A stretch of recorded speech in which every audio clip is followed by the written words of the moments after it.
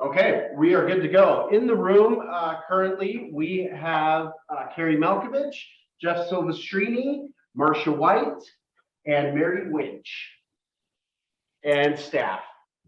Wow. Thank you all for being there. I know. Oh, and Mayor Shepherd was grabbing his lunch as well. Mayor Shepherd's here as well. And Mayor Tran is on her way. We were recording the podcast. Thank you. And online, I see Mayor Mendenhall, Councilmember Egbert. Hi, Aaron. Thanks for being here. Jessica has a cool, way cooler picture than I do. Don Park, Justin Lee, our Executive Director Cameron Deal, Roger Tu, Dustin White, Mayor Fulmer, and Todd Godfrey. Is there anybody that I've missed?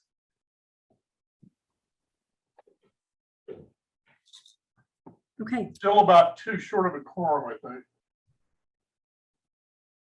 I got a text from Mayor Walker just a few minutes ago that he's not going to be able to join us today. He's out of town doing some bond meetings for his city, I think. So we won't see him. Anybody talk to Mayor Kafusi or? Yes, Mayor Kafusi texted me that she's on her way. We'll be there in person in just a moment. And then Mayor Caldwell just hopped on. And then I know Kate Bradshaw's on her way as well. Okay.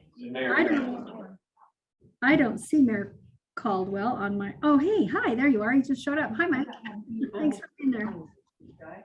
Excellent. So that means that by my count, we are one away from a quorum. So when the next one pops in, we can get started and open up the public hearing. Awesome. Thank you. Hey, what is the weather doing? At home? Raining. It's raining. Is that? Like 55 degrees, Dawn. Were you here yesterday? No, and it was 107 in San Antonio. Like 50 degrees colder today. Yeah, exactly. Yeah, it was 97 here. And the So- temperatures plummeted. I haven't heard what's happening at home. Wow. It was 108 in Utah County yesterday. I was driving through there. It was hot. Yeah. And now, Yesterday. wow. But it's raining. That's good, I guess. I'll take it. This is my favorite weather. Good.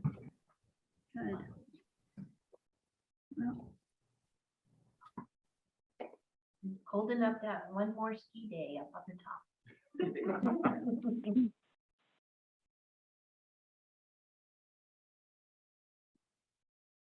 So Mayor Ramsey made it clear that she and I are in different spots because she's in San Antonio for a conference. I'm in my daughter's bedroom broadcasting to you because we've all got head colds here. But as I was getting dressed, my 2-year-old was very confused because I was getting dressed this way and she kept just saying, go office, go office. But clearly I'm not at the office. So it's very confusing to her that I was dressed this way while still being at home.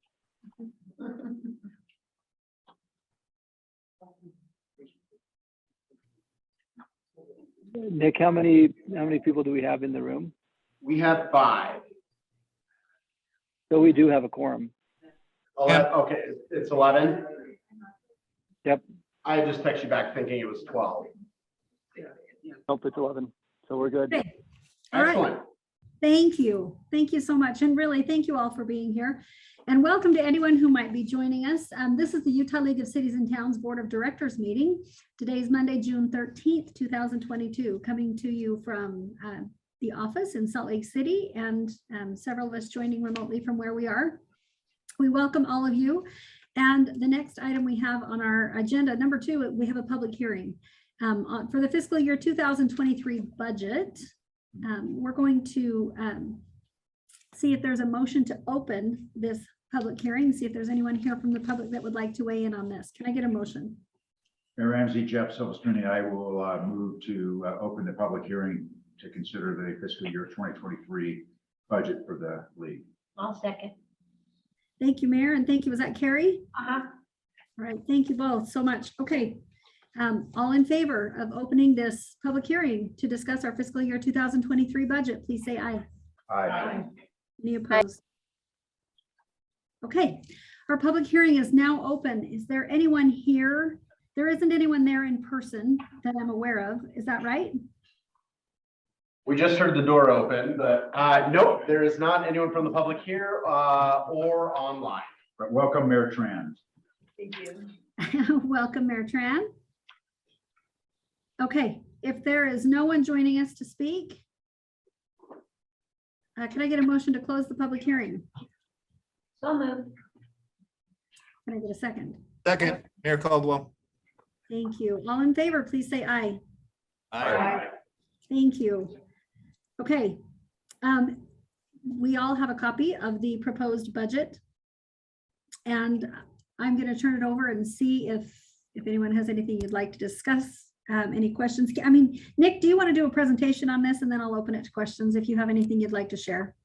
Sure, very briefly, as you can see, the memo attached to the memo from our last meeting. We have no changes from the tentative budget, which we approved in May. This memo describes how this was noticed and that we have no changes for you. So I've included the full memo from last time to provide some context and the numbers that would be the budget to approve. Happy to answer any questions anyone has. Other than that, no changes since May. Thank you. Appreciate that. Does anyone have any questions? And if you, if you're online, just like give me a wave or unmute. And if you're there in person, just shout out. We'll make this work with our blended meeting here. Anybody have any questions? Okay, I'm not seeing any. If there aren't, then I'll ask if there is a motion to approve the proposed fiscal year 2023 budget for the Utah League of Cities and Towns. So moved. Who was that? Mayor Jeff. Thank you, Mayor. And Jeff Silverstream, I'll second the motion. Okay, thank you. Any discussion to the motion? Seeing none, all in favor of approving our fiscal year 2023 budget for the Utah League of Cities and Towns, please say aye. Aye. Any opposed? Thank you. And thank you to everyone who worked to put that together, gone through a lengthy process to make sure that that's right. Thank you to everyone. Okay, item 3 on our agenda. The minutes were sent out to all of us. Does anybody have any questions or amendments to make to the minutes? Okay. Jeff Silverstream, I'll make a motion to approve the minutes from our May 16, 2022 meeting. Thank you, Mayor. We have a motion to approve the minutes. Is there a second? I'll second. Mary Winch. Thank you, Mary. Appreciate it. Okay. Motion and a second. Any discussion? Seeing none, all in favor of approving the minutes from our May 16th, 2022 board meeting, please say aye. Aye. Any opposed? Those minutes are approved. Okay, a call like we always have for our conflict of interest. If anyone has anything that's come up that you'd like to submit on a conflict of interest form, there it is on the screen. It's in our packet. You're always welcome to submit those anytime should any situations change in your life. So we'll just call for those if anybody has one. Either send it in to Nick or submit it while you're there. And we'll move on to item number 4. Our boards and commissions report and appointments. Liam, Liam, I'm assuming you are in the room. There you go. Okay. You are not even 1 inch big on my screen. Like the whole room, the entirety of the room. So I'm like, I really can't tell who's in there with the sharing. So anyway, please take it away. Awesome. Thank you. Okay, I'm back with more boards and commissions, as it seems to be a monthly recurring fun item. So this month, we only have one that we are hoping to appoint. That's for the Private Activity Bond Review Board. I put in the memo where it's established in Utah code, and then also where they talk about the powers and duties of it. So you can read about that there. I'll just keep it short with that.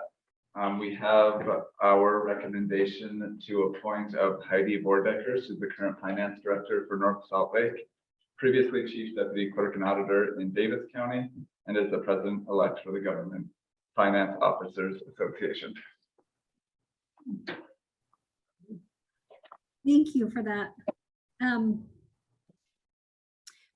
Does anybody want to make a motion to appoint Heidi Vordeckers to represent the league on the, tell me one more time which one this is.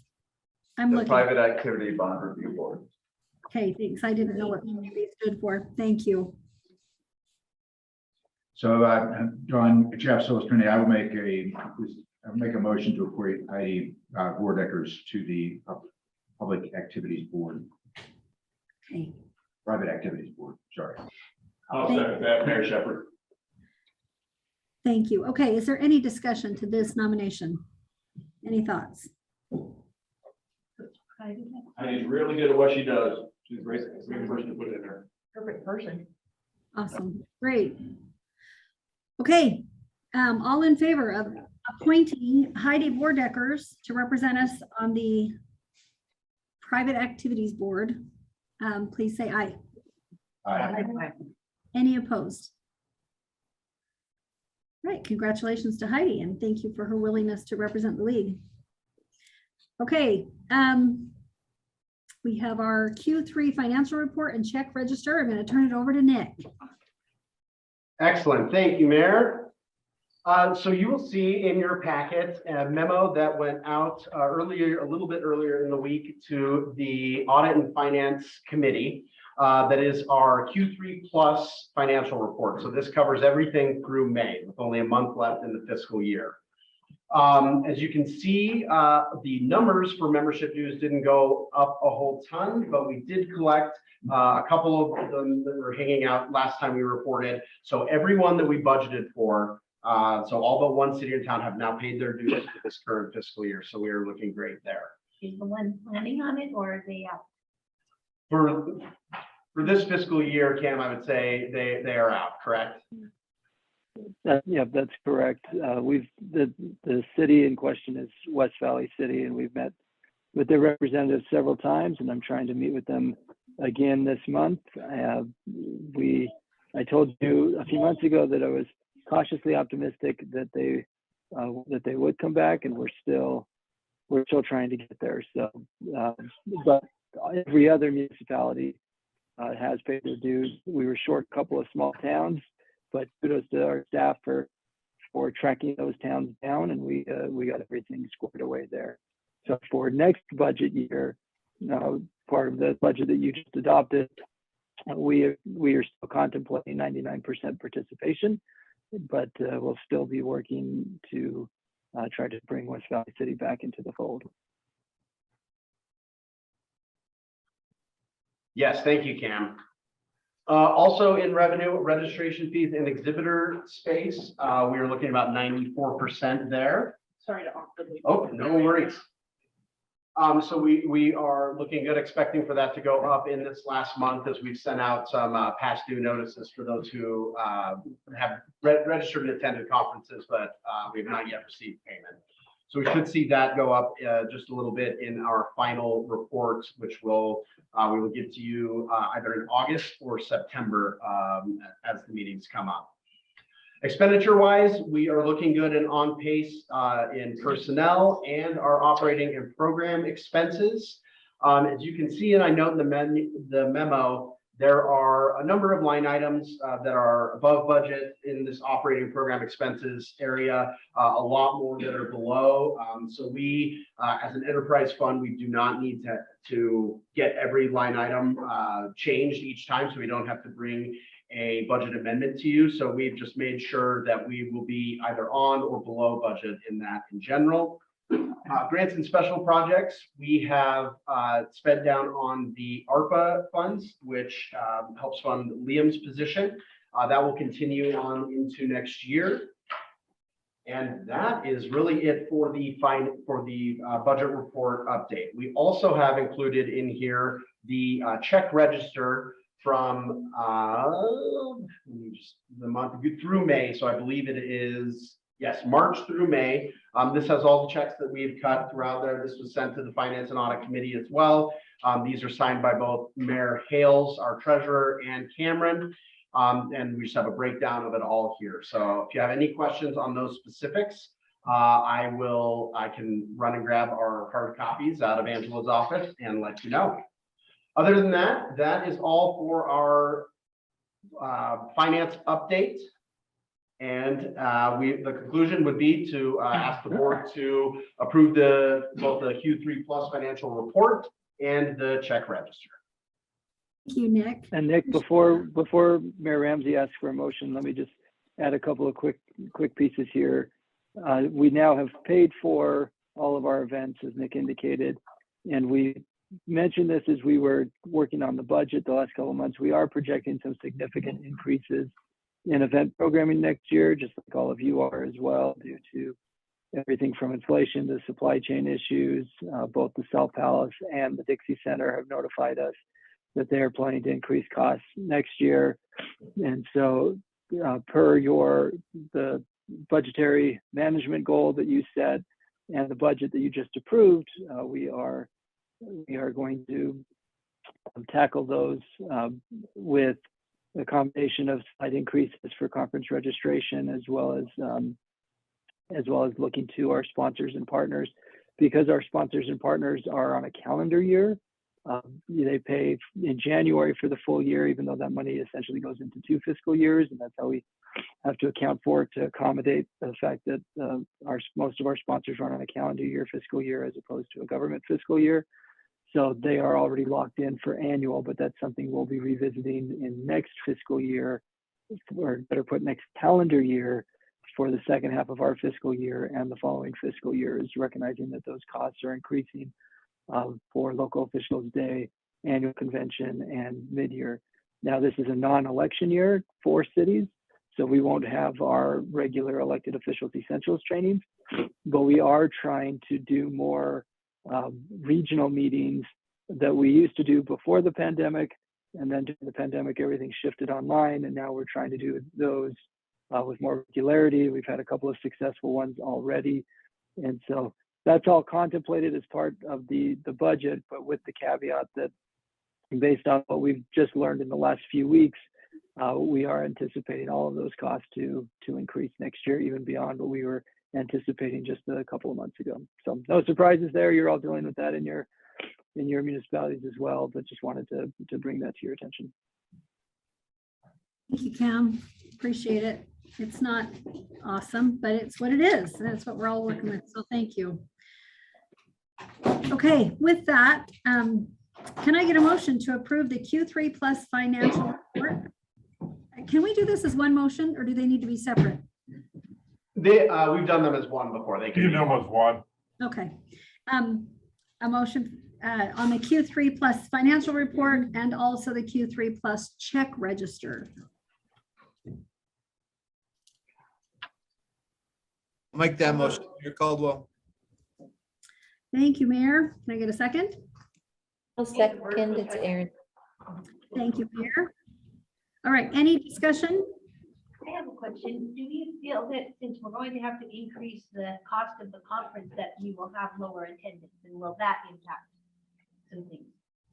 Because cities are doing their Yeah, I budget think you could. now and may not budget as much if we've increased it too much. Yeah, and I appreciate the question, Councilmember, because we've had that exact conversation internally. So last spring or a couple months ago at mid-year, we did a first-time attendee discount. We're doing that again for annual, and what we're contemplating is a really modest increase to the conference registration, because we do have to find that balance of making sure we have strong attendance. One, so that our members get the value of coming, and two, so that the sponsors see a large attendance and are willing to pay to be there. So we have to balance all of these parts. So we haven't finalized the exact number yet for the coming annual convention. We're trying to finalize a keynote speaker this week, which will also be part of those costs. But you're exactly right on trying to find that balance. You know, the other interesting thing we found with the regional trainings is we have better tracking now. Nick mentioned the organizational modernization. We have better tracking now than we've had before, and we are investing in software to improve the tracking so that we can identify which communities are not coming to the conferences, to try to recruit them to come, or figure out, if it's a small community that will just never budget to come, how do we make sure we can engage them as well? So lots of moving parts, but yes, Councilmember Rockridge, that is something we've been considering, is how to make sure we find that right balance. Thank you. Okay, thank you. Thank you. It's a really good question, and appreciate staff working to try to make sure that that doesn't become a problem. And before we take this vote, I want to welcome Mayor Monson as well from Blanding. Thank you for being with us, Logan.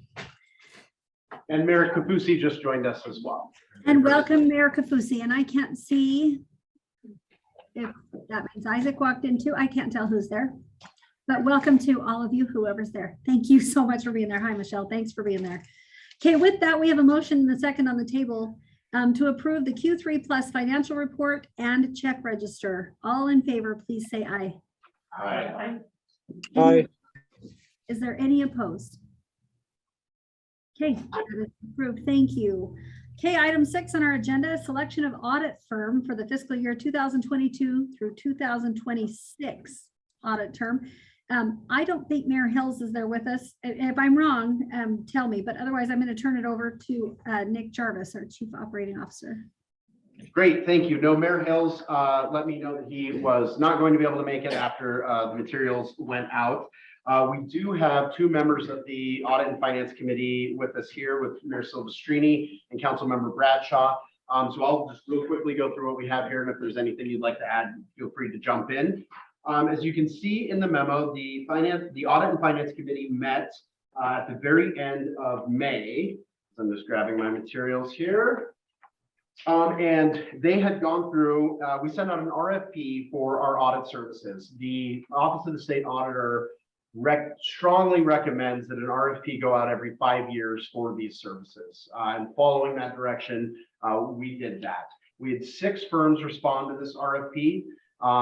The Audit and Finance Committee, as well as staff, including myself and our financial oversight consultant, David Sanderson, reviewed and scored all of those responses to the RFP.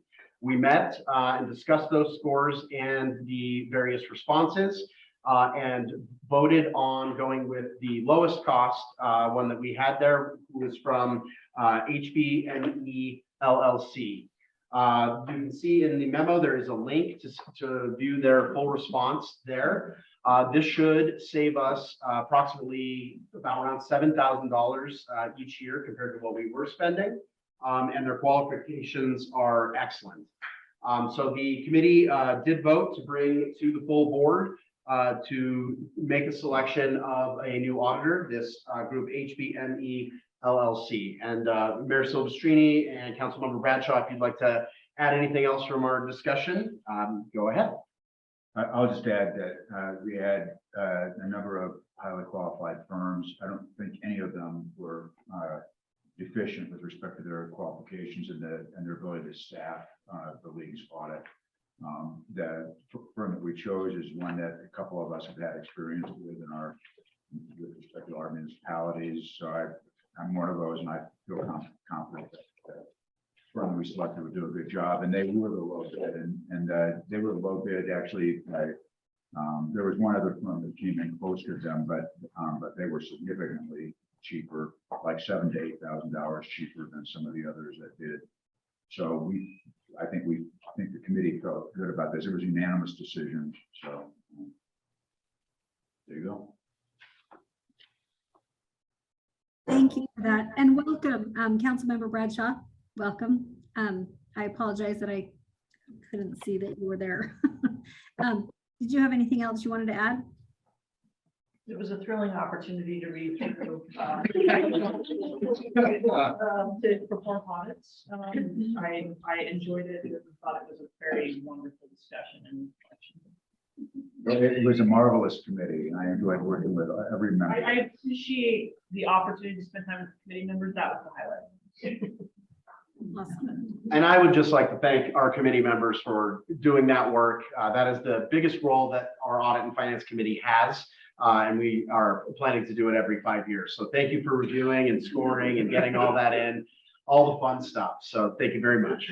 Reading audit proposals is pretty exciting stuff. Yeah. Nick, how many people turned in their scorecard by the deadline? That was my favorite part. Well, the deadline is, not a hard and fast deadline, but we did get everyone's in before we actually had to meet, so that worked for me. It was over the Memorial Day holiday as well, so I really tried to get it in there early. It's okay, you were the only one, is what he's saying. Yeah, we all did, But I will admit, having submitted mine really close before we met. Well, we appreciate all of your efforts and your heroic efforts to try to meet the suggested submission date. Thank you all. Thank you for all that you've done, really, as an audit committee. It is important work, and we appreciate being compliant.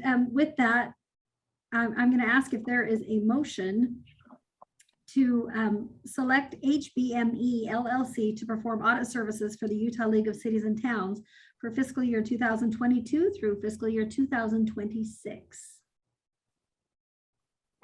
Mayor Shepherd, I'll make that motion. I'll second it. Thank you. Is there any discussion? Okay, seeing none. All in favor, please say aye. Aye. Any opposed? Okay. Nice work. That's great. Number 7, advocacy and engagement update. We're gonna. You know We're what, already there. Sorry, I can't tell what was just said. Oh, I was just, Mayor, this is Justin. I would just say, I can't believe we're already there. We're ahead of schedule, so We're busting this meeting out, man. good It's job, good. team. It's good. I know. We're on So- point. So, If I was getting nervous, I can talk more about the audit. yeah, go for it. Sorry, we made an announcement before and more people had joined, but during this meeting, Susan is going to go around and possibly pull you out to do a quick little sound bite. We do. She'll invite, yeah, we'll invite you out of the room to do just a quick little clip for what Independence Day means to you. So we'll be pulling that right up there. So if Susan comes by, just be prepared for that. If you would like to, people can decline, but that'll be happening as we're going here. So just so everyone is aware, and let me get this up and running for Justin. We won't judge your patriotism if you decline. What election, what See why did But we might. primary You know, Councilmember, on that note, I'm going out of town this weekend, and I have not left town in June because of primary elections in over a decade. So I'm very, very excited about that. And the 4th of July, I won't be checking ballot counts. And that's also amazing this year. So I'm really excited about this month, more than I've ever been before. But okay, advocacy update. Is that, can those online see that? And it's just It's not showing up here yet. Screen share from the second. but I need to open it first, right? No, I think if you share screen at the bottom first. This one or this one? The middle one. Over, This one. Yeah, the middle one. Bingo. see if that works. Okay, boom, got it on here. All right, so if you remember last month, we did some focus groups. We talked about a couple of issues as far as what's going on in the advocacy realm. And we're in an interesting spot right now because there are not a lot of ideas that have really solidified yet. So we don't have a specific proposal to bring to you today. We don't have a specific thing that we need to do a focus group on or kind of hash out or look at the policy implications.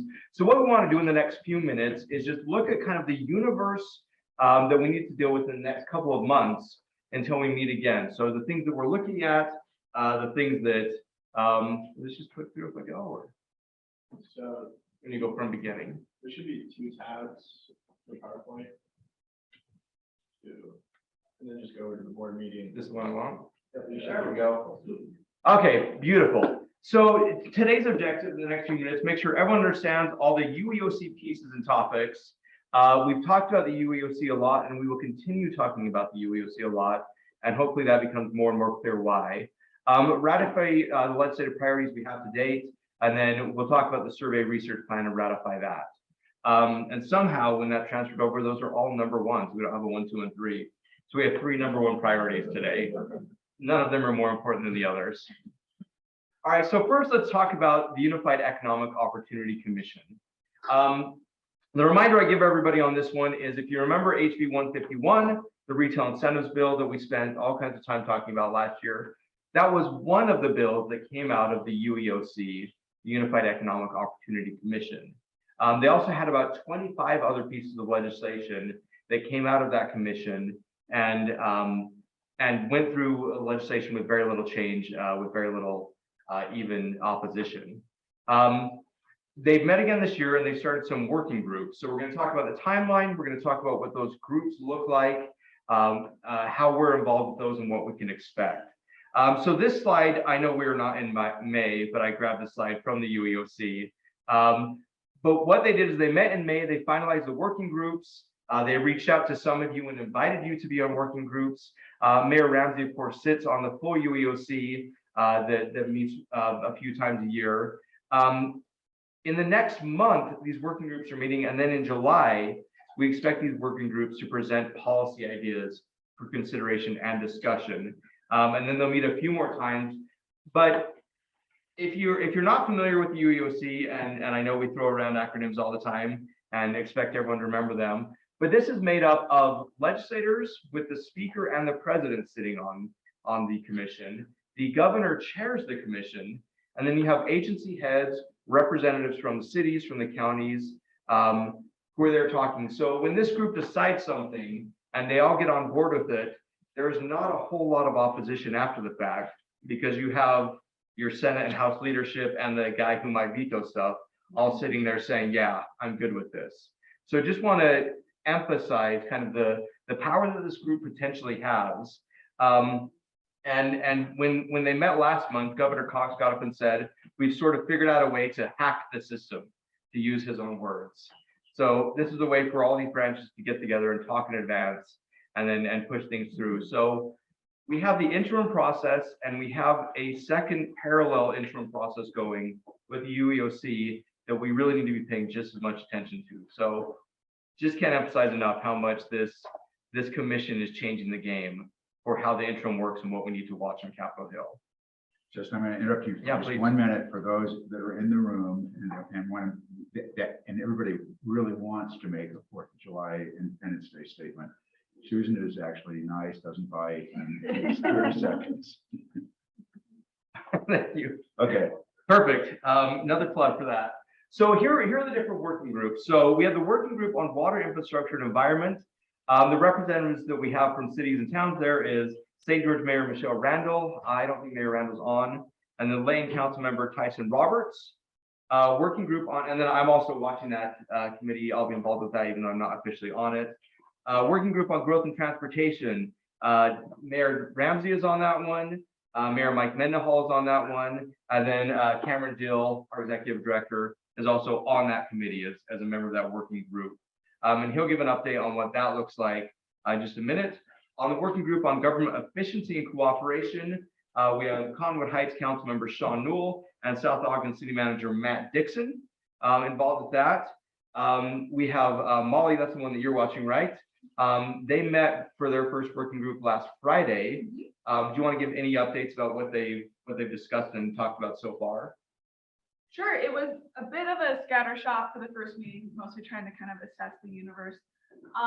As it came to local government, it sounds like there's a couple options that we might be looking at, specifically with taxation, trying to kind of promote interlocal agreements, but those are still very kind of fledgling ideas. And it was mostly like, we should look at these concepts, so there isn't a lot of concrete detail behind any of them as of right now. Yeah, and that is perfect. And I think that's fair to say for most of these groups right now. They're throwing along concepts and ideas, but whereas last year there was some pretty clear direction that they wanted to talk to about 50-50 and then retail incentives, we don't have the same clarity this year coming out of these groups. But it could come really quickly and we'll need to be ready there. Can I ask you a quick question? Yeah, So please. with the interlocals, are you talking like regional, working regionally together or like? Well, so the way it kind of came up in this meeting was like, what about this crazy concept if cities already did what they're already doing,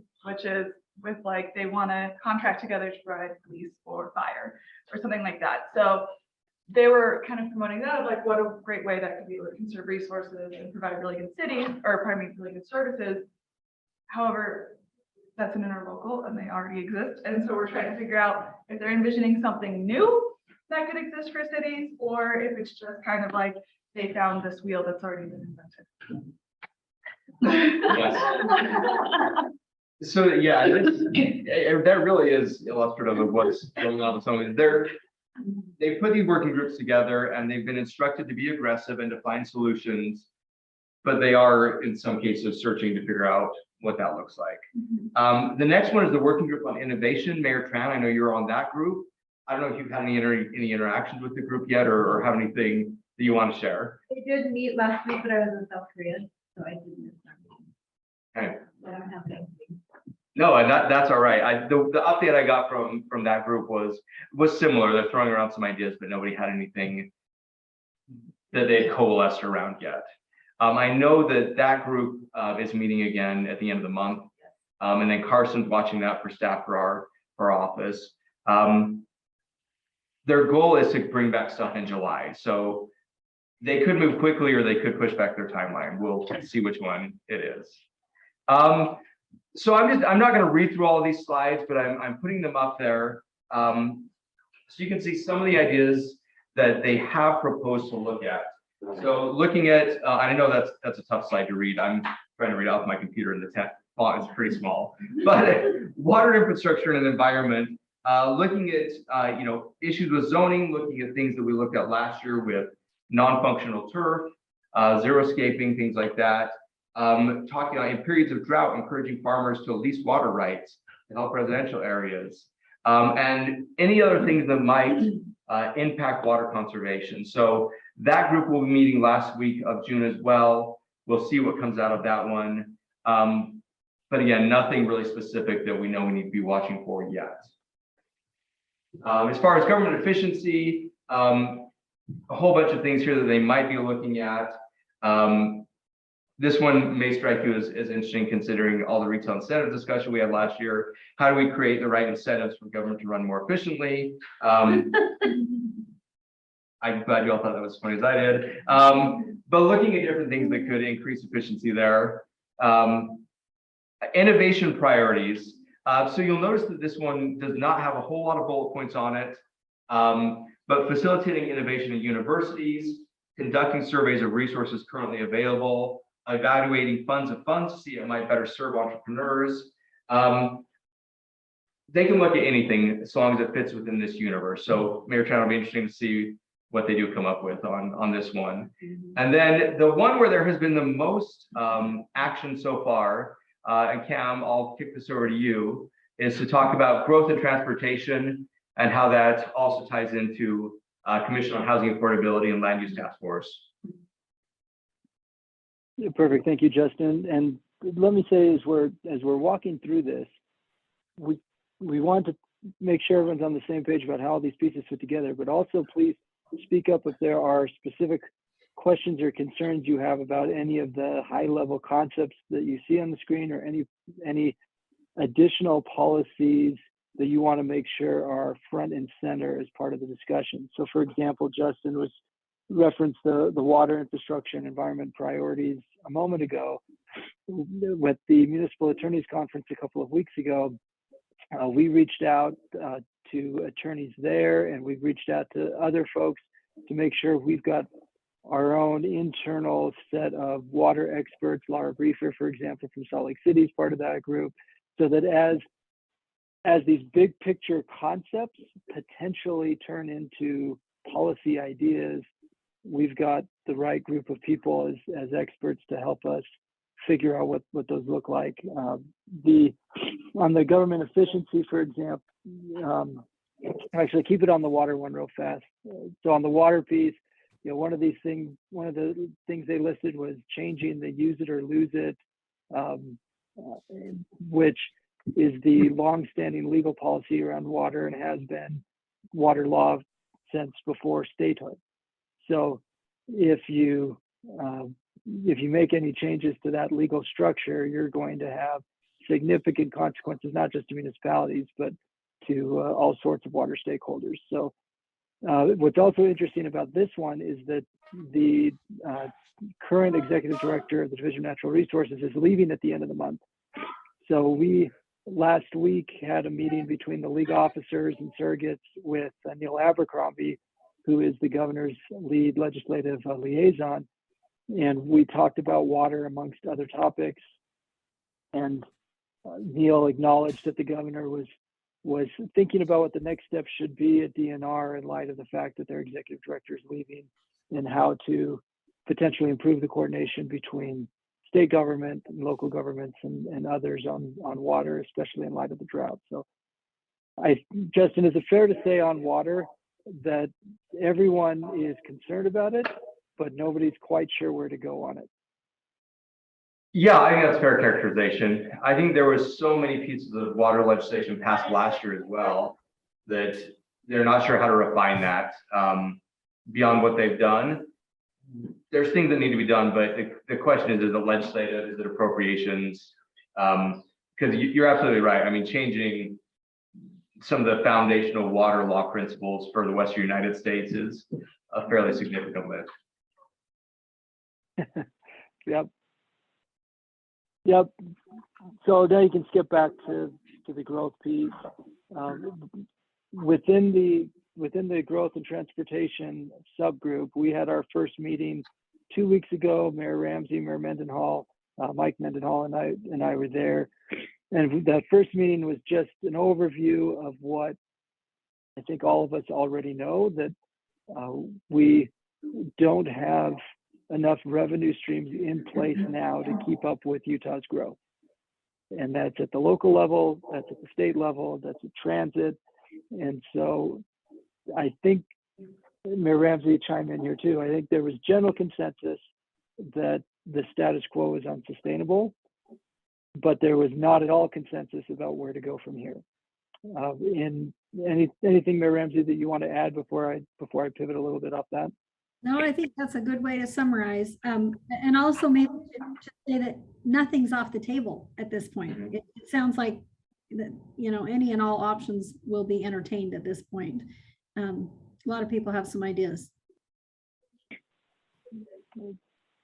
So from a league perspective, the way we're approaching this committee is relying on the policy resolution that the league membership endorsed a few years ago about ensuring sustainable revenue streams for transportation, the long-term viability of the gas tax, and then other revenue streams for cities.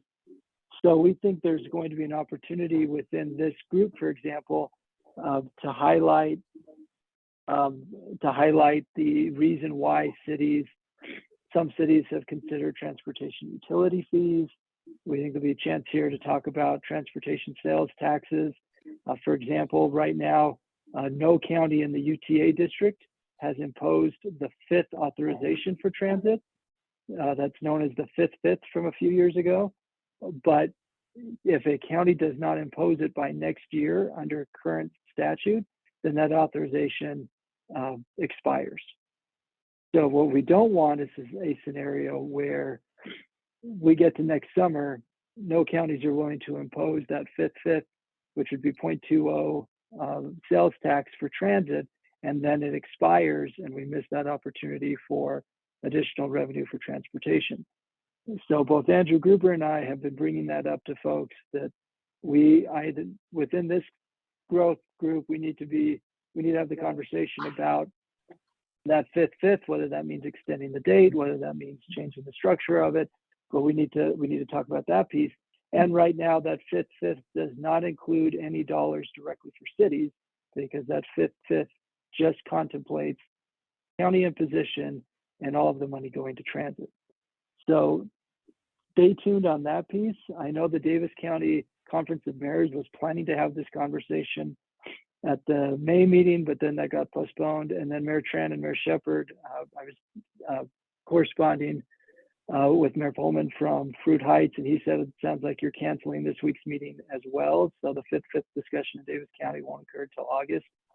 So for those of you in Weber and Salt Lake and Utah counties, have you had any conversations with your counties yet about whether to look at imposing the fifth over the next few months?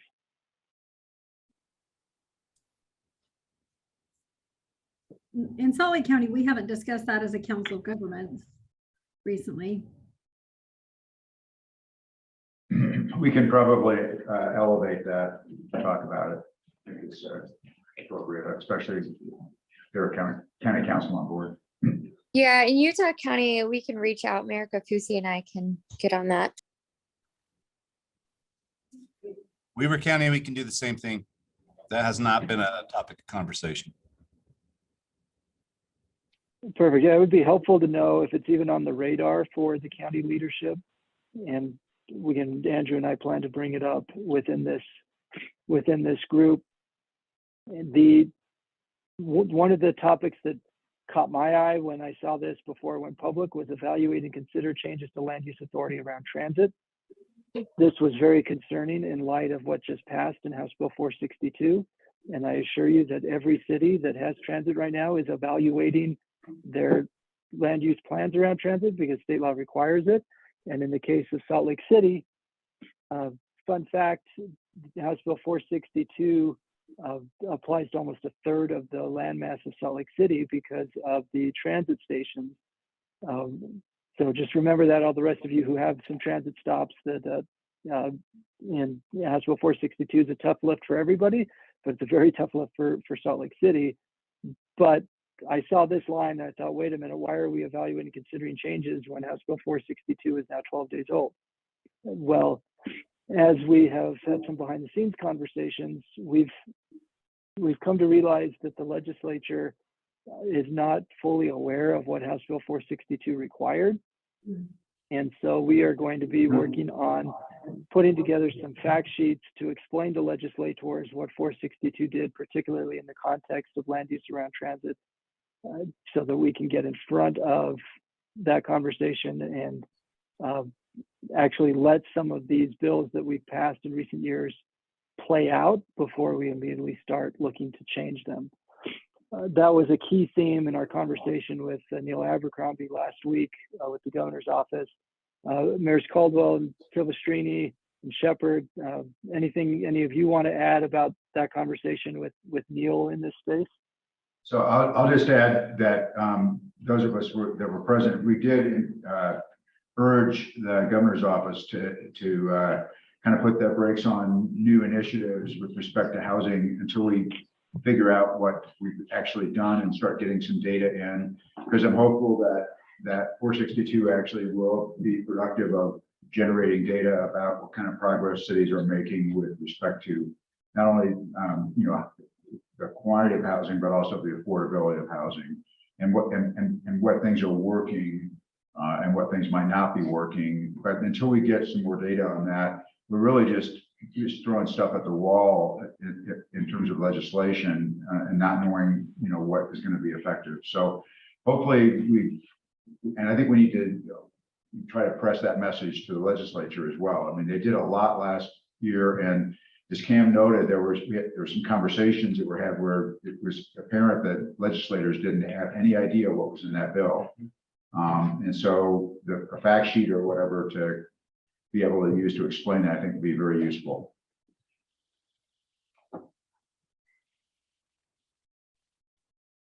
Thank you, Mayor Silvestrini. Any thoughts from anybody else who attended last week's meeting with Neil? I think that covered it. Thanks, Jeff. Perfect. Well, a little bird told me that he thought that this subgroup is going to focus their initial efforts on transit. That being said, I still think we have an opportunity to articulate the challenges around property tax, the challenges around the dying motor fuel tax and what that means for cities, and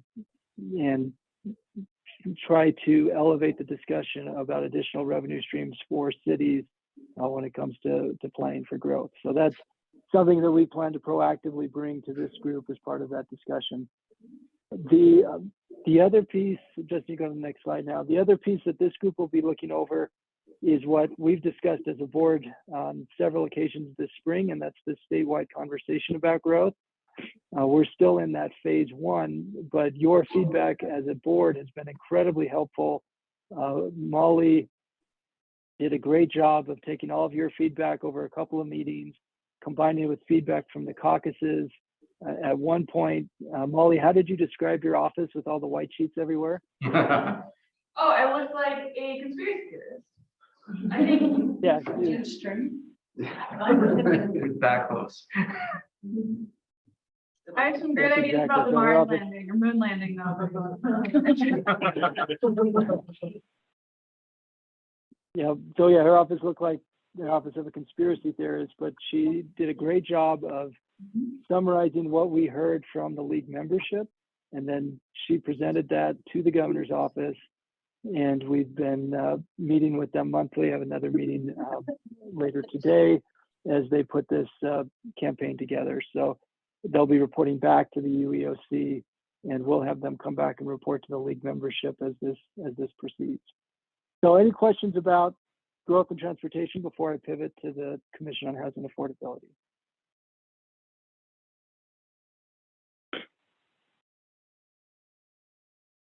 Are there any other issues, policy issues that you saw on those screens that cause you concern, or anything else you want to make sure we bring up? And when I say we, it's the collective we, the local government representatives on the UEOC subgroups. I just want to make note that I've heard from several people that as we're talking, about looking down the road and potential revenue streams for communities, that bringing back to the table the conversation about the fact that regular single family housing pays a different tax rate that is so much lower. I've had several cities ask me to bring that back into the conversation recently. So I just wanted to say that to everybody. Lots of people are asking if we're looking at changing revenue streams or trying to find a way so that cities can accommodate this growth, looking at the tax rate is something people would like to do. Roger, I saw you unmuted yourself. It was just to be available. I just want to make clear one thing. Housing doesn't play a different rate. All property is taxed the same rates. Residential property has a bigger exemption from the base, but the rates are always the same. That is the attorney's way of saying it. I was not saying I just want to, I hear it all the time, Mayor. That's why I wanted to point it out. Which I appreciate you stating it that way. That is what I mean. So thank you for that. Well, and this is a point, Mayor Ramsey, that Mayor Caldwell drove home with Neil Abercrombie last week. And, Mayor Caldwell, let me make sure I remember my facts and figures here, but 3,000 new apartment units in your central business district? That is correct. All at 55% of the assessed value versus, and when we have disappearing land and everything else versus what you get out of being a central business district. So it's a hard thing that we're dealing with right now. And I'm all about more housing and more affordable housing and everything else. But when you look at the cost of services and everything else that come with that versus commercial buildings, it's a difficult thing. And that's why years ago they said, this is our central business district. We need to protect this. We want businesses to be located here. And now we've had a whole bunch of different what I would say are questionably desirable apartment complexes coming in. And it's just a question about how we're going to pay to service all of that new housing and everything else. It's something we talk about here all the time. And that issue is on our list to make sure to bring up both through the UEOC as well as in the Commission on Housing Affordability. And we did do some analysis last year It's internal draft analysis right now. That's why you all haven't seen it. But when we contracted with Lewis Young last year to do some analysis of what the financial impact would be if there was a change to that 55% in certain circumstances for apartment complexes or otherwise. Now, there's the fiscal impact of it, and then there's also the legal challenges related to it. But yes, we plan to keep raising that as an issue, both within the UEOC as well as within the Commission on Housing Affordability. With that, Justin outlined to you what the work groups are of the UEOC. The UEOC has also made the Commission on Housing Affordability an official subgroup or official subcommittee. And then the CHA created their own work groups. So, last year when we came to you and said we needed more staff, and that the legislature was a year-round legislature now with subcommittees, we have probably 15 total subcommittees this year that didn't exist last year. So thank you for funding the additional staffers so that we can stay on top of all of these moving parts. The 3 work groups within the CHA are attainable housing, low-income housing, and rural housing. On the attainable side, the 2 league reps, or the 2 local government reps on there are Orem Councilmember Tom McDonald, who will be co-chairing that with Chris Gamboulas from Ivory Homes, as well as Salt Lake's RDA Director Danny Walsh. Likewise, Salt Lake's Andrew Johnston will be on the low-income housing. That will have a focus on homelessness, and this dovetails into the dialogue occurring in Salt Lake County right now around the potential temporary overflow facility, as well as President Niederhauser's, well, he's still President Niederhauser to me, but Wayne Niederhauser's stated goal of securing additional permanent supportive housing. And at LPC last week, he mentioned this was his top priority, and that's going to be a major priority within that low-income housing subgroup. Likewise, the rural group will be looking at strategies around housing. The chair is Matt Liu, who formerly worked in St. George and Washington cities. I had lunch with him in St. George just a couple of weeks ago, and I offered to him to connect him with other league representatives who could serve on that subcommittee. He accepted, and so we submitted several names to him, including a couple of league board members and others. We're just waiting to hear back from Matt over who he wants to be on that subcommittee. You can see which league staffers will be tasked with each group. And then the fair share concept we talked about with you at the board meeting in May, and the 2 co-chairs both really want to pursue the fair share concept.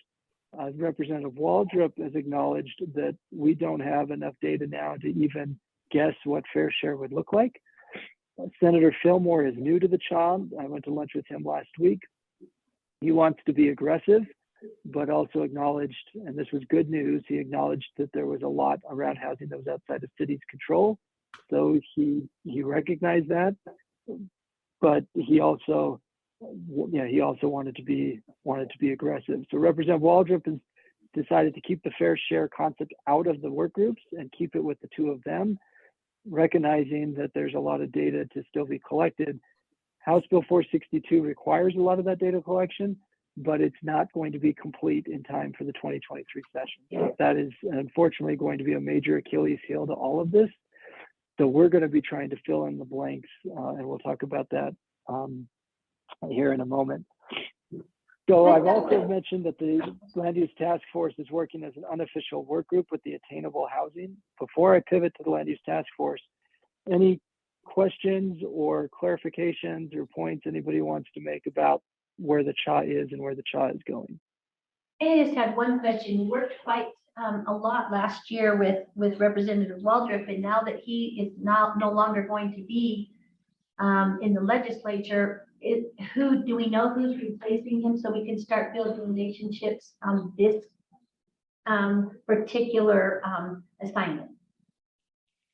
Yes, thank you, Councilmember. And it is a body blow to lose Representative Waldrop. I don't know how else to say it, because he took the time to meet with cities, and he was, to his credit, he was someone who was trying to find answers and listen to all stakeholders. So he was not a city guy, but he was not a developer guy. He was a guy who was trying to bring everybody together and look for answers. And he invested a lot of time, and it's a body blow to lose him.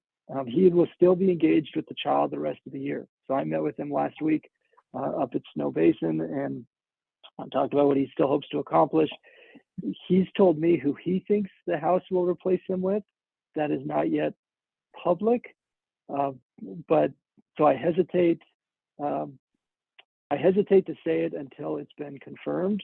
But he recommended to House leadership that they find someone who did not have ties to cities and did not have ties to development, and who had the bandwidth to really commit to working with all stakeholders.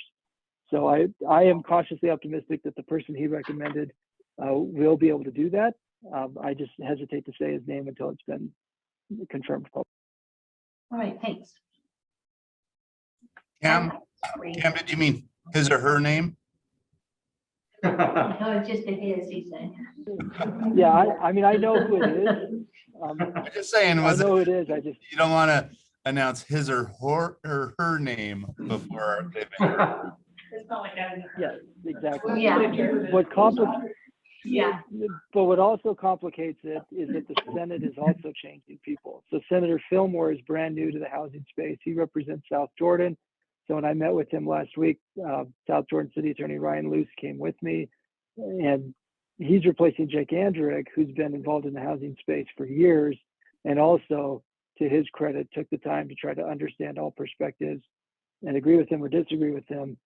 He really invested a lot of time and bandwidth to try to find common ground. So yeah, come January, it's going to be a whole new ball game with a whole bunch of new legislators as well. So it is, in that regard, it's very concerning. But we've got our work cut out for you. And as soon as I'm authorized to share who the new House member will be, we will share that so that we can connect the cities to this legislator. Thanks. So then within the land use task force, the land use task force will be working down two tracks this summer. Track number one is as a unofficial advisory group to the Commission on Housing Affordability. And track number two is its traditional role in tackling technical challenges around the Land Use Development and Management Act. And so the current members of that task force are negotiators from the Property Rights Coalition, and then our current negotiators.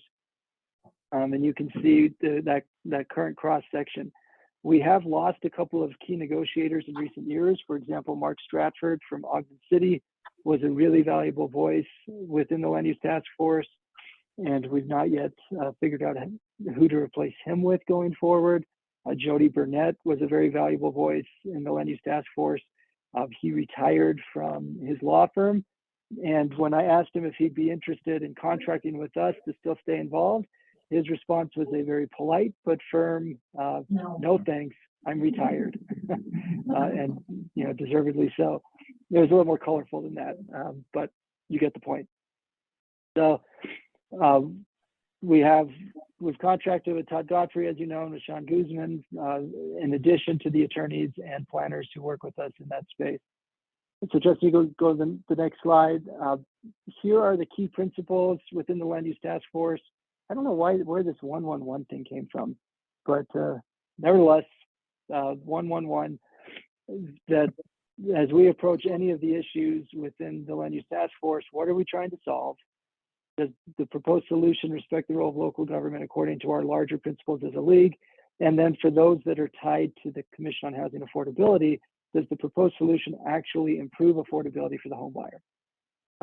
Then one of the biggest Achilles heels that we have right now, and this is the second reference to Achilles heels, but I guess we have two, is the bad anecdotes that exist.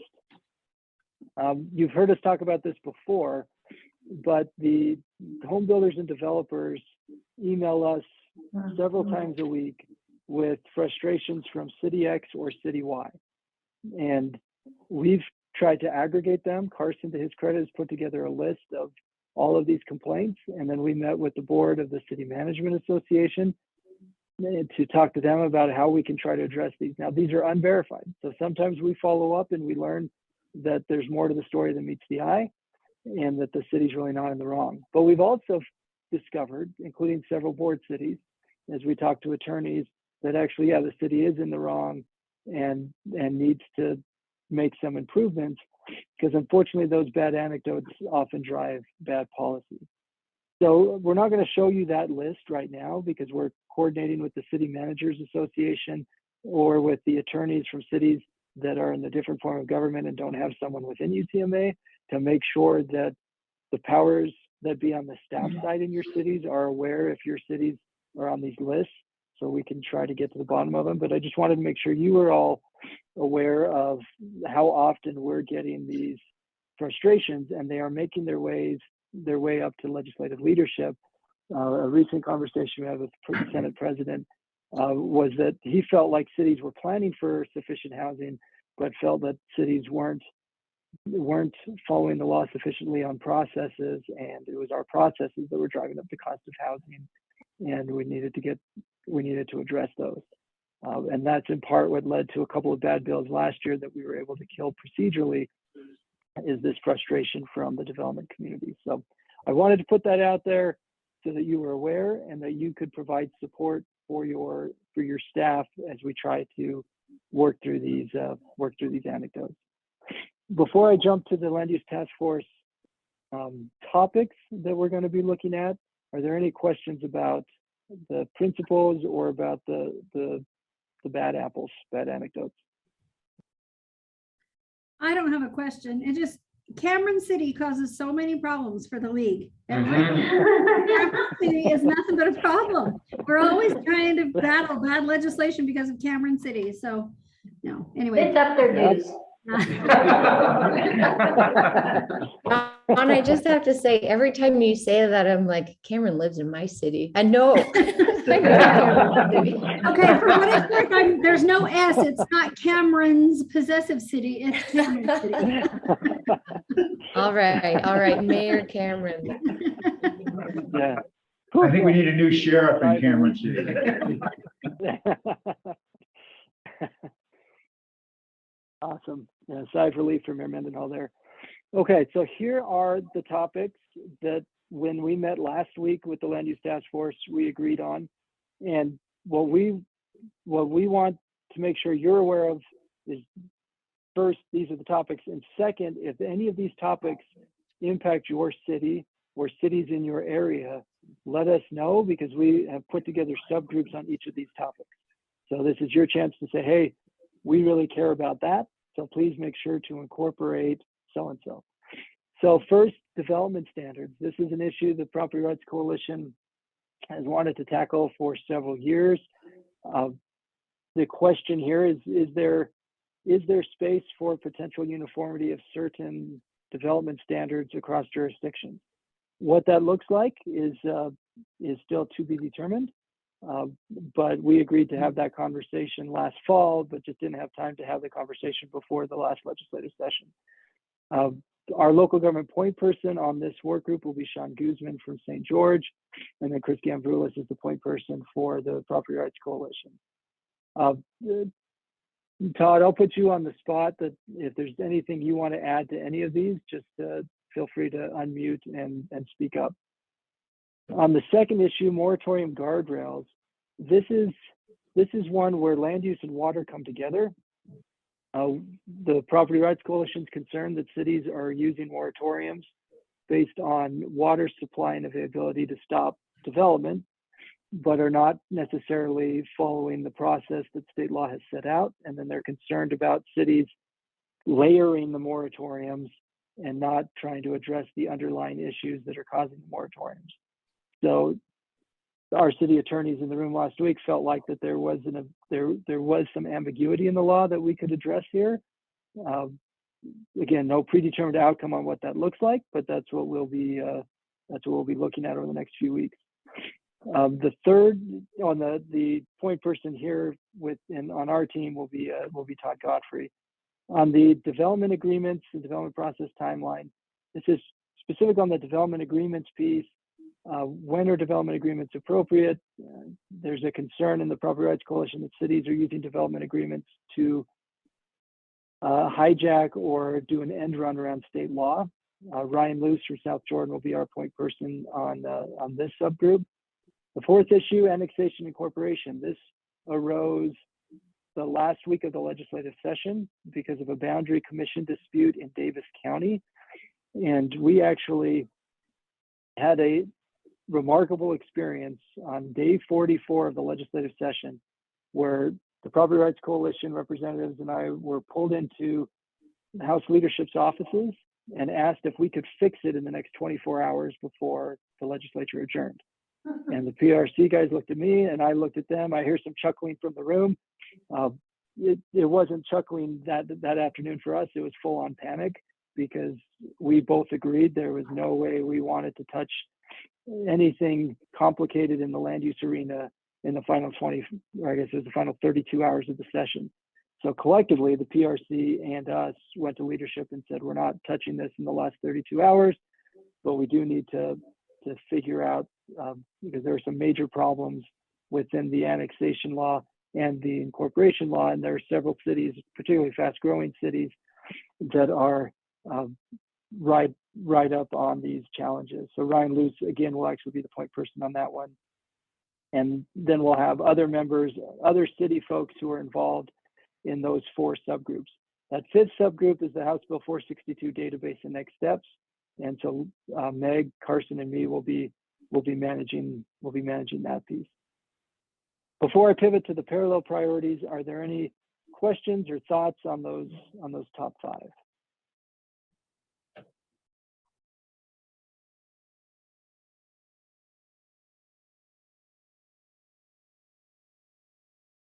Nothing in the room. Well, great. Well, if your city wants to be involved in any of these subgroups, make sure you let us know. We'll be reaching out to other key people too. What we've referred to as the parallel priorities are those that are related to land use, but as of now do not have a land use task force subgroup.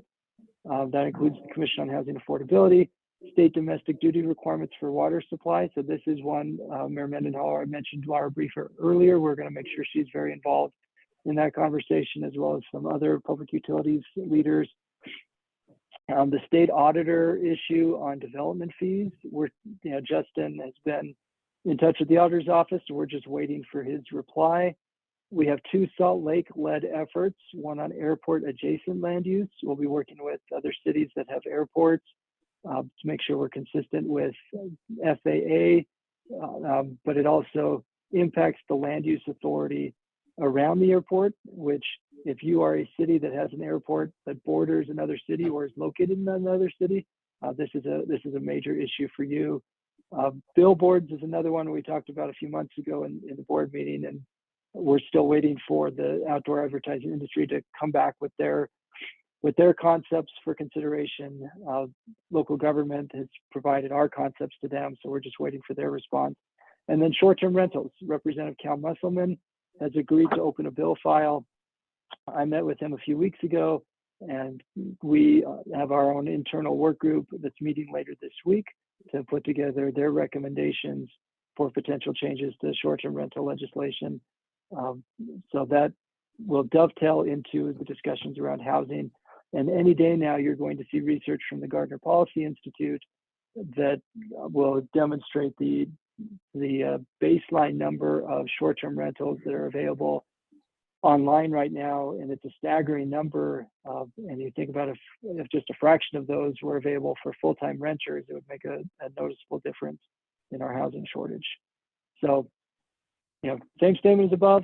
If your city or other cities in your area want to be involved in any of these, let us know, because we're putting the finishing touches on all of these subgroups this week to get underway for the summer. Any questions or feedback or thoughts on the land use side, the CHA side, UEOC side?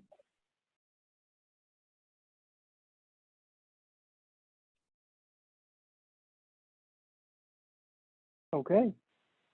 In that case, Justin, I'll turn it back to you for all of the other topics. for all of the other topics, so everything else that's left.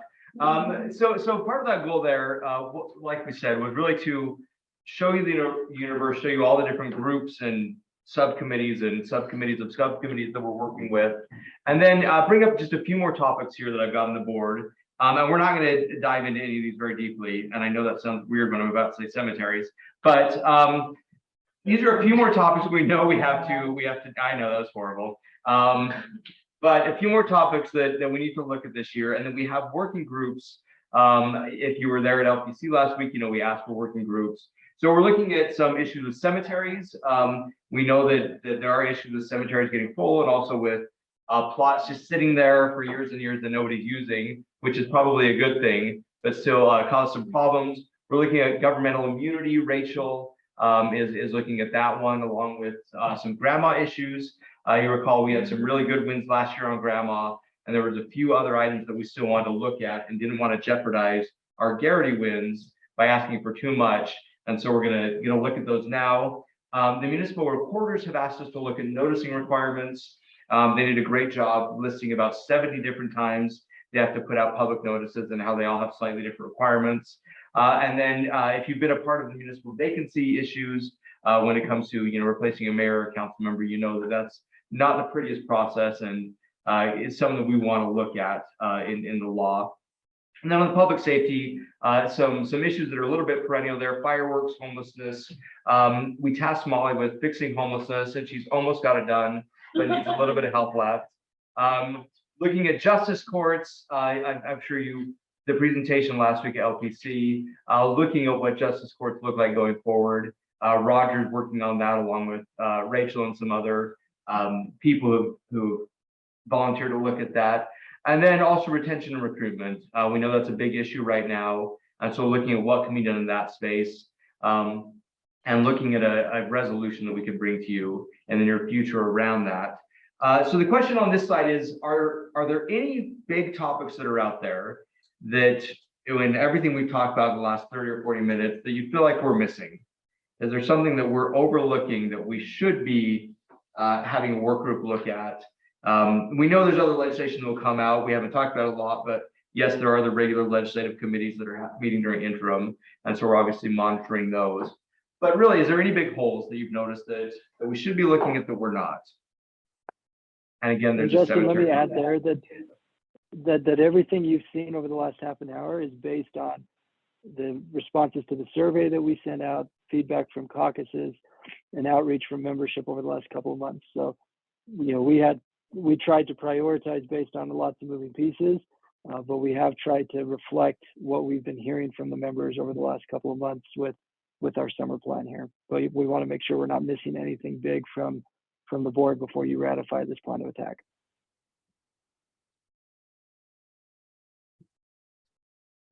Yeah, Mayor.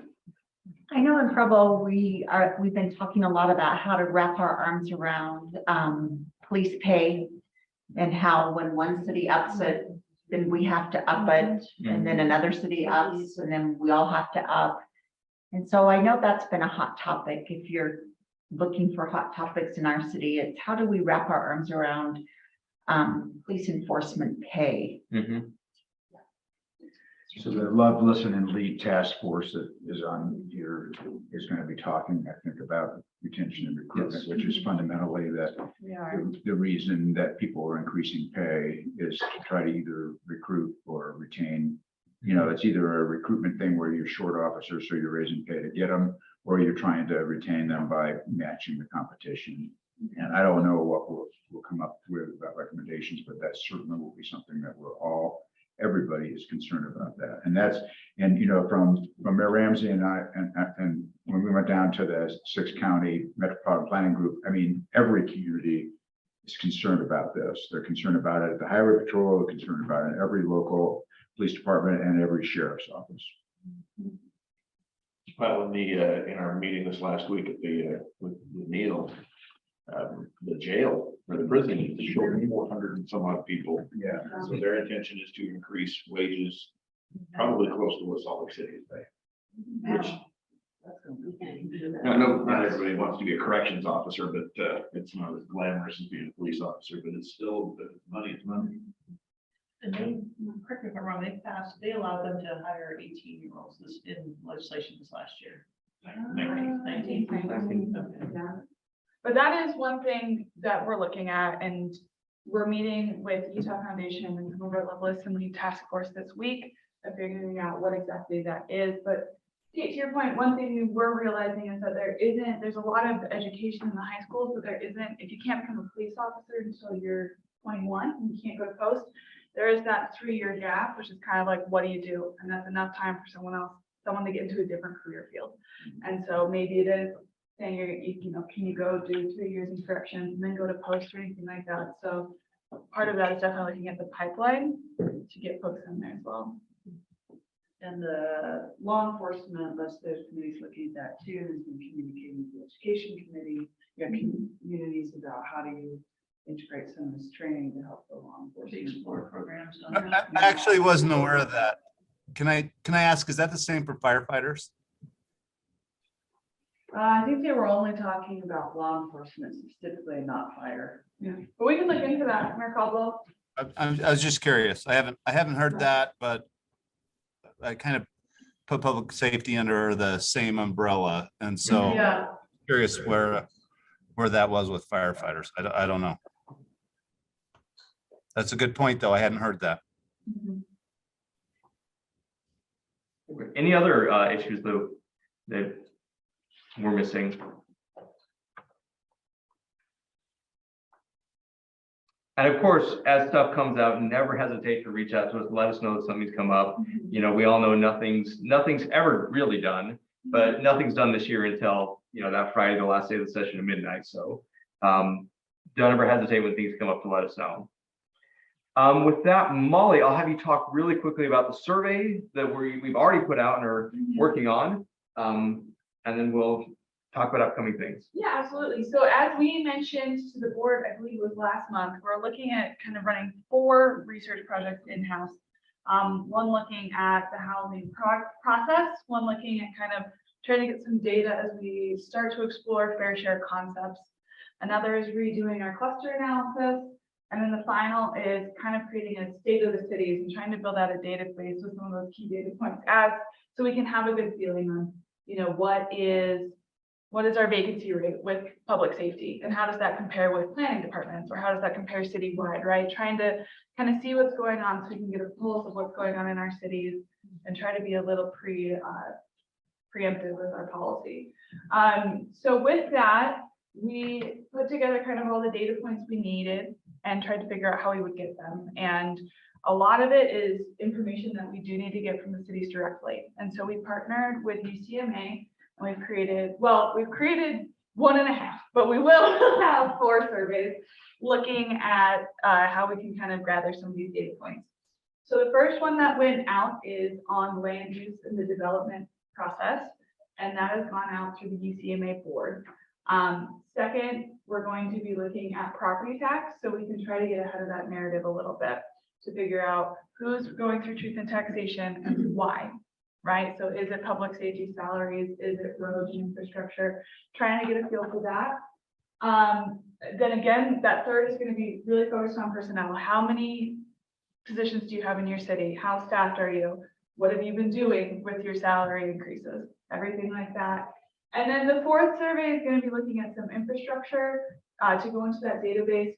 We're still trying to build that out. So if there's any other kind of general interest data points that you'd like to see, please let us know. But right now we're thinking of like road miles, water line miles, sewer line miles, stuff like that, so that we can kind of get a feel for everything that it is that cities do, because cities do a lot. And so it's helpful if we can have those data points to say, did you know that cities maintain over X miles of sewer lines in the state, right? So that is what we're looking at there. I have an ask to you all. Oh yeah, go on. Finish and I have a question. So my ask to you all is for this, it's really important that we get some good response rates. And so we are hoping that if we draft an email and give it to you, you can send it out to the folks in your region to say, from the ULCT board, this survey has gone out to folks on your staff. Please make sure you fill it out, because it's really imperative that we get this data so that we need a critical mass of respondents for this to be kind of worthwhile data. So you're sending it to the staff of every city. Yeah, so it kind of varies. So like it's all going out to city managers, but not every city is a city manager, right? And so we're fine tuning that right now, but like for the property tax, that'll be going out to the clerks as well. For some cities that maybe don't have a city manager or a clerk, we might just be sending it to their LPC roster. So it's folks that are familiar with the league and interact with us already. So we will send you a list of who we've sent the surveys to, as well as who we need you to contact. And we'll give you all their emails. So ideally it can just be a copy and paste, but it'll mean more to the folks in your region coming from you than it will from like the UCMA board or me. So you gonna divide it between like those of us that's your region? yeah, We're all spamming the same people. same time. At the same time, preferably. It'd be fun if you made it like an early kind of change, right? Where it's 4 people. But You know, if you put instructions like that, I'll do it. and that's why I'm kind of finding it right now, Kate. Takes Hoover County, watch out. So my question was with number 2. Yeah. I think that as what I'm hearing is that most of these are now, it's almost an automatic that they're going to have a truth in taxation. I know in past legislative sessions, they've talked, very generally about maybe changing tax structure. Is our intent to gather data to maybe move them in a certain direction to help the cities? Right now, and Roger, feel free to hop in if I'm getting off the rails, but right now, we really just want to get a sense of who's doing this. And is it kind of on trend with what always happens, where there's always maybe 80 cities that are going through it, or are we seeing kind of a mass influx of cities going through truth and taxation right now? And then what's the narrative behind it, right? Because we get the sense kind of anecdotally that it's largely for public safety salaries. And so is that true? Or is it infrastructure? Or is it some other expense that, it's just kind of trying to keep up with the general fund or anything like that? So we're just mostly trying to get a lay of the land right now so that we can understand what's going on and then kind of figure out, how is that impeding us from going where we want to go? Are we getting there anyway? So it's fine, or how we kind of want to revisit some of these different aspects within property tax. And part of that is, right now it's, so anecdotally driven. Right. That we do want to see if there is some consistency. Is there a similarity between the different cities, or is it scattershot? Are there a whole lot of different reasons? That there's an interesting narrative there that helps us get a hold of, for example, the Taxpayers Association, who's going to jump out and say, anything you're doing in truth and taxation is potentially problematic. There's other things you could look at. We've already seen them go after some cities. So can we have a different narrative and back it up with this data? So it's not just all anecdotal. Or could we then also use that data if there is some sort of unfunded mandate on one particular issue to say this is really impacting our budgets and what you're asking us to do? That's a great And point. maybe kind of change that narrative on a particular subject. Yeah. We have been encouraging cities for years to go through smaller truth and taxations on a more regular basis, rather than waiting to say, well, we haven't raised taxes in 40 years. Politically, that just doesn't matter. And part of the issue is to see, is that happening? And Cam's got his hand up. Cam, I see you've got your hand up.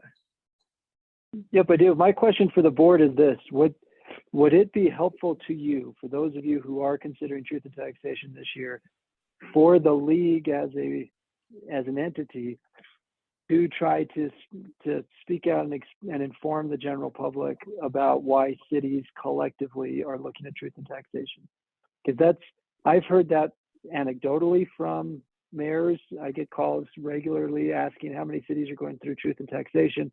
So would it be helpful for us, knowing you're going to get beat up by the taxpayers, and some of you already have been beaten up by the Taxpayers Association, for us to take what info we gather and then proactively try to inform the public generally, so it's not just one city standing alone, but it's a broader narrative? So your thoughts as a board on that?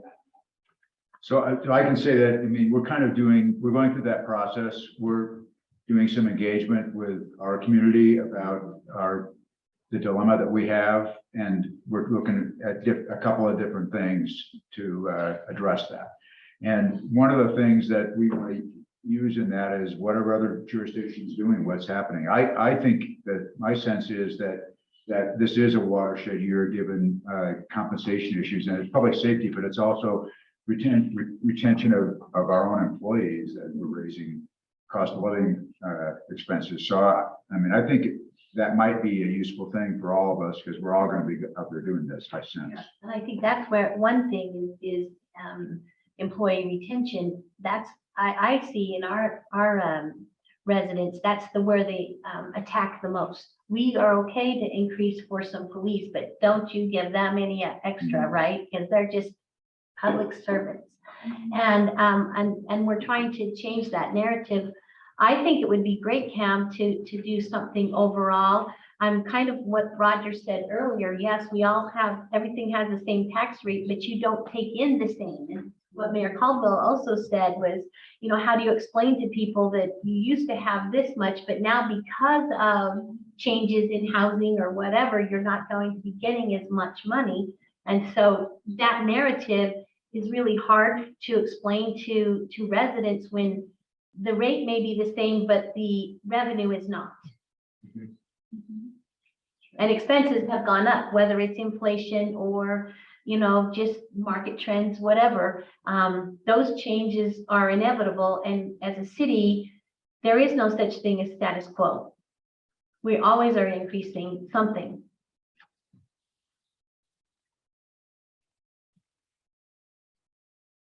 All right, so on the surveys then, so again, the Well, ask is that. so Justin, Oh, Ken, go ahead.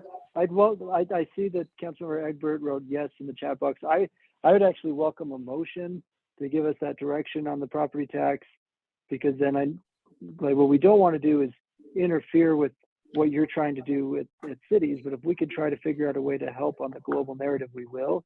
So is that the will of the board? And if so, I think let's reflect that in a motion. Okay, does anyone want to make a motion indicating that that's direction that we as a board would like to see taken this year, this season? Can you clarify what the motion would be? Yeah. We're obviously very supportive of this. Yeah, that's what I was just thinking is, give us some wordage there, because I'm in favor of it, but I'm not quite sure what you would, as a staff, would think is appropriate wording. Right, so we'd work closely with the officers over the next few weeks, but as we get the data in, if the data tells the story that we think it will tell, which is that cities are going through truth and taxation hearings at a higher rate than usual, and that a lot of it is being, a lot of that is driven by public safety, then figuring out how to message that to the general public and inform the general public, so that it's not just Cameron City standing alone getting criticized by the Taxpayers Association, but then we know articles are going to come in early August criticizing all of you who are going through it and trying to fill in some of that narrative gap once we get the survey results back, assuming the survey results tell us what we think they'll tell us. But you know, that's really step one, is to get that information back and then figure out from there. And so we brought this to the City Managers Association board. They were comfortable with it. They wanted to know what the electeds thought, which is why we wanted to ask you. And then we would work closely with the officers and with the leaders of the City Management Association of how to share the information when we have it. Okay, so Molly, do you have that wordage so that we can make a motion? I was gonna say, that's like a. Yeah, I don't. Okay, well, so. Can I tighten it a little Let's bit? try. Okay, well, I'll try and then you tell me where I'm wrong. So the motion is to conduct our survey, keep the officers apprised of what's going on, and if the data tells a story that we anticipate it will tell, we will work with our members to craft a public-facing narrative about the watershed increase in property tax or in truth and taxation processes, and the need that it is going for public safety is the motion. Well written there. I would think off the public safety, just in case the narrative comes back differently. Okay, and what it is for, so we can preempt Based what's coming on, for us. based on survey results, staff prepare I'm the one who has to write this in the minutes, so I'm just trying to think. Yeah, you probably should read. Based on survey results, staff to prepare a public facing narrative around truth and taxation or just property tax. Truth and Truth taxation. and taxation. Different taxation, this is, I'll, say yes or no. So moved. Okay, I have no idea who made a motion. Councilwoman Malkovich, I guess, council member. I never know what to say. And Mayor Tran seconded that. Okay, Excellent. thank you. Okay, yeah, I'm not going to repeat that motion. We all heard it. So, Can you repeat It'll be in the minutes. take a vote. Okay, seeing none, all in favor of what was just discussed, please say aye. Aye. Any opposed? Mayor Ramsey, Yes. I just wanted to add in, and it wasn't necessary to do it before the vote, that our council set to approve our budget tomorrow night. We're adding $21 million over last year into the police budget, the majority of which is the pay increase that we instituted shortly after we finalized our budget last year. And we did that through a budget amendment, so we needed to weave it into this budget. It's not a new I mean, there is a pay increase this year, but it's not like the 30% that we did for some of the levels last year.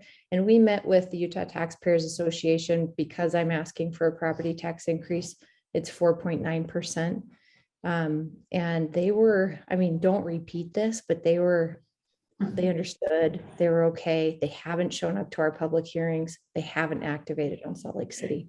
Now, I'm knocking on wood right now, but we're set to approve tomorrow. Just FYI. Thank you for that information. It's helpful to hear. It's helpful to know. Thank you. Thank you. Okay. Thank you for that. I'm going to go back. I don't even know who I'm going back to. I think back to me for 1 second, Mayor. Awesome. So let me just one final slide here really quick. So this is jumping to the bottom of the slide. The next time the board will meet is August 15th. So a couple months away. During that time, there will be interim meetings in the next few days. These ULC working groups will start. The league's working groups will start. We expect to see more solid things coming out of the ULC in mid-July, and maybe some more proposals out of our working groups. So knowing that you're not going to see us again in this body, I'm sure many of you will see us again before then, but not see us again in the board meeting. We're looking for ratification that what we've laid out, the plans that we have, the policy issues that we brought up is the correct priority. And would just love any direction there, Mayor, that anyone has, and ratification that you think we're going down the right road if you think we are. Or I should say roads, because there's a lot of them. Jeff, so it's me, I'll make a motion that we ratify the league policies that we've discussed today. Second. Okay, we have a motion. Who was it? Who made the second? Councilmember Bradshaw. Oh, thank you. Okay, thank you. All right, we have a motion and a second on the table to ratify these priorities that we've talked about, that you can see up on your screen and everything we've been talking about. Any additional discussion or concerns, questions? All right, seeing none, all in favor, please say aye. Aye. Any opposed? All right, it looks like our roads are heading in the same direction. That's a good thing. Thank you. And then we can do LPC list. Got the LPC roster. That's who's taking that. We should that out, right? Yes, there's a link to that I am trying to get to quickly. It is just the link on our site. And just to looking for ratification of the current list. So I have a question. In looking at that, I can see that there are some updates that we need to do. Can that ratification be subject to a jurisdiction submitting a renewed list or new list? I mean, like within. Yeah, well, Nick, I'll let you take that one. So typically in how we've operated is, bring the list there, the board will ratify it, but that this will be a regular occurrence. So each time the changes will happen throughout, and each time the board has gathered, they can look at it and say, yep, we ratify who's on LPC. Now we could, if there are specifics right here that you know and want, you could make that motion very easily and we can get with Carson to put it on there. If you're waiting to do follow-up and send stuff in tomorrow, say, I would suggest just ratifying what's here now, and then we'll re-ratify when any changes come in when the board meets again. Nick, how do cities update their list? Because I'm thinking some of those smaller cities might not know. And we just had new mayors and new council people elected, and it might have the older ones still on there just because the mayor might not know to do it. So I can take that one. So council member, go ahead, Carson. Thanks, Ken. So there's a link on our website on the LPC roster that'll take you to a form. You can also just email Liam and he will update it accordingly. Okay. Just checking. You know, I think it would be a good idea. I'll make a motion to ratify this list, but I also give direction to staff to send out a communication in Friday fax or some other vehicle to remind jurisdictions to update their list. Okay. Yeah, that counts. I'll second that. Okay, we have a motion and a second which I like that motion and that second. I think that's a good idea. Anybody have any additional thoughts? Okay, seeing none, all in favor, please say aye. Aye. Any opposed? Thank you. Okay, Cameron, our executive director report. Perfect. This will be fast. So first, as you heard from Justin, we're really working on 2 legislative interim processes this year. So thank you for the discussion this last hour and a half. A lot of moving parts there. We have been in contact with the governor's office about fireworks messaging for the upcoming July holidays. As you remember from last year, we co-hosted a large press event at the Capitol with the governor, mayors, council members, and fire authorities urging responsible use of fireworks.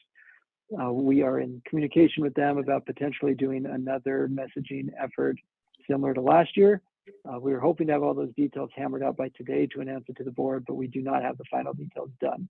But they are supportive of doing that type of messaging. It's just a matter of finishing up the details. So we will inform you electronically once we have those details confirmed. The engagement effort over the membership outreach effort over the last few months has been really successful. We've met with our members from Cache Valley to Washington County, from central Utah to eastern Utah along the Wasatch Front. Last week, for example, we were up at the Weber County Council of Governments. And in addition to the hour and a half of time that we took during the 2 meetings, there was an additional 45 minutes in the parking lot afterward talking to mayors and listening to their concerns. So this is just another appeal to all of you that when you have events in your area that would make sense for league staff or President Ramsey or other league leaders to attend, to let us know. We've been piggybacking off of the Department of Transportation's outreach in rural Utah, where they're working through the Unified Transportation Plan, and we've had a staffer at all of those meetings, meeting with our members. In fact, I was at one on Friday, which led to a lengthy conversation with the city manager of Morgan on a proposal that I think has some merit, and that would be looking at ways to potentially fund roving city managers in small communities that can help small communities get their infrastructure and foundations in place for growth. So lots of good ideas are coming from this engagement. So if you have events that you think should be on our calendar, let us know. You have the board vacancies in front of you. Mayor Caldwell, as immediate past president, as well as several other board members, have their terms coming to an end. Now, what that means is that your terms come to an end, but we have no term, we don't have term limits in the board. So, anybody can run to be on the board again. Likewise, you'll see that we've categorized those who are filling midterm appointments, who also, per our bylaws, have to stand again for election or during the annual convention. So we'll be making the public announcement about the vacancies later this month, and then we'll also need people to serve on the nominations committee that Mayor Kafusi will chair, and I'll be meeting with Mayor Kafusi later this summer to walk her through that process. The other announcement that we made in Friday Facts recently was for the Brent and Jenny Taylor Service Award. So we're accepting applications for that award for the next few weeks, and then you as a board make that, actually the officers make that determination. Other than that, as you can see, we have a busy summer ahead, but we also want to say thank you in advance for all the work you're doing in your cities, not just during budget season, but to celebrate the 4th of July and the other tremendous events and community events that happen throughout the summer, and really provide that quality of life that all of our residents enjoy, from movies in the park to parades and everything in between. So thank you. Summer is not a time for city leaders to relax, and we'll be right there alongside you working on all of these difficult but important policy issues. That's everything I've got, Mayor Ramsey. Oh, annual convention October 5th through 7th, and then let us know if anyone's interested in going to the National League of Cities City Summit, because the early bird registration closes at the end of the month, and we're already working on our counts for that November event. So thank you everybody for your service to the league, and thank you for your time today. Mayor Ramsey, I have some new business. Okay, go ahead. Yeah, so I just want to let the league staff and the other jurisdictions know that some of the mayors in Salt Lake County are getting together. We're going to hold a press conference on Friday on this, but we've been concerned about the number of auto pedestrian, auto bicycle accidents that have been occurring. It's not just limited to Salt Lake County, because I know that there was a tragic event in Utah County not too long ago. So, we're basically just trying to encourage people to slow down, and we're going to be doing a campaign like that. And I'm willing to share ideas on that. I know that one of the things that my city is going to do is we're going to print up essentially like these campaign sized signs that are made out of that same corrugated plastic that just say, I saw these in Seattle, just slow down, drive like your children live here. I mean, there's a bunch, they have about 10 different slogans that they put on these, and we're going to make them available for our residents to put up. And what I saw in Seattle is that they stapled them to telephone poles with like a zip tie, 2 of them with a zip tie on the end, so it was cheap and easy to do. And I don't know, effectiveness, I don't know, but at least it will remind people that that it's summer, kids are out playing, and we all need to slow down. So. Yeah, true. Thank you for bringing that up. Appreciate you mentioning that. Does anyone have anything else like to share before we leave? Okay. If not, I have a quick question. On the calendar, it does say on the end of the agenda that our next meeting is back at 9:30 in the morning, and it says that September 19th is as well. Is that right? Yeah, because they mentioned. That is correct. Yeah, we will be having LPC at noon on those same dates. Yeah, so back in the fall when we laid out the calendar, we were trying to accommodate people who wanted to have back-to-back LPC board meetings, as well as accommodate those who weren't available on the mornings of LPC. So we basically split the difference. So we had some that we moved off of LPC day, like today and in March, and then we had those couple that were still before LPC. So it was splitting the difference for the rest of the year. So that's what's currently scheduled. You as a board, of course, have the prerogative to change that if you see fit, but that was the thought process. Okay, I wanted to just make sure that was right. If anybody has any thoughts about that, that works fine for me. Everybody's schedule is going to be different. I know Mayor Mendenhall has a staff meeting in the morning on Mondays. Anyway, anybody has input on that, just send it. Maybe Cam, can they email it to you, or who do you want them to send it to?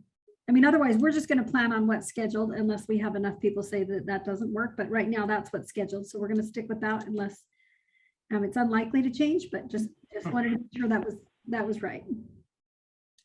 Yeah, I think that's right, Mayor Ramsey. If that doesn't work, email me and then I can coordinate with the officers about whether or not we should change it. Again, I was trying to split the difference.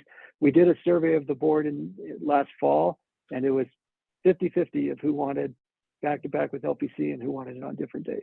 So that's why we split the difference. Yeah, got it. Okay, well, I just wanted to point out, because going back to 9:30, I just wanted to make a point to make sure people knew that it wasn't going to be at noon. So with that, if there isn't anything else, I'll ask for a motion to adjourn. Move to adjourn, Mayor Caldwell.